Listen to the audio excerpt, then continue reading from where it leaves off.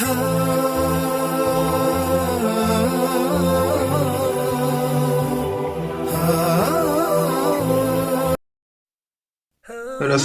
صلی اللہ علیہ وسلم نے حضرت انس رضی اللہ تعالیٰ عنہ سے فرمایا کہ مساجد حور عین کا مہر ہے، یعنی مساجد سے کوڑا کرکٹ نکالنا، صاف کرنا حور عین کا مہر ہے۔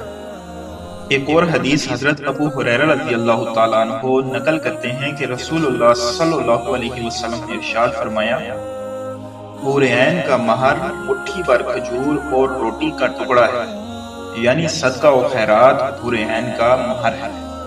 حضرت ابو ہریرہ رضی اللہ تعالیٰ عنہ نے فرمایا کہ تم میں سے کوئی فلاں کی بیٹی فلاں سے کثیر مال پر شادی کرتا ہے اور لقمہ اور کھجور اور روٹی کے ٹکڑے کی وجہ سے حور عین کو چھوڑ بیٹھتا ہے، یعنی ان چیزوں کا صدقہ کرنا حور عین کا مہر ہے۔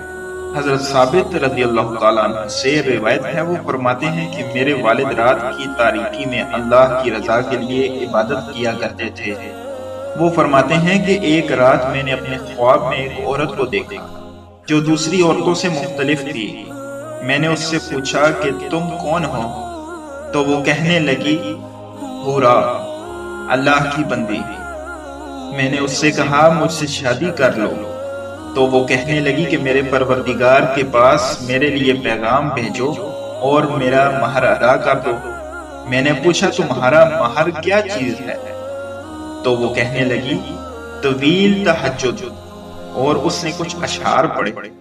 ان اشعار میں سے ایک شعر کا ترجمہ یہ ہے، اور جب رات کی سیاہی نمودار ہو تو قیام کر اٹھ جا اور دن کو روزہ رکھ کہ یہ اس کا مہر ہے۔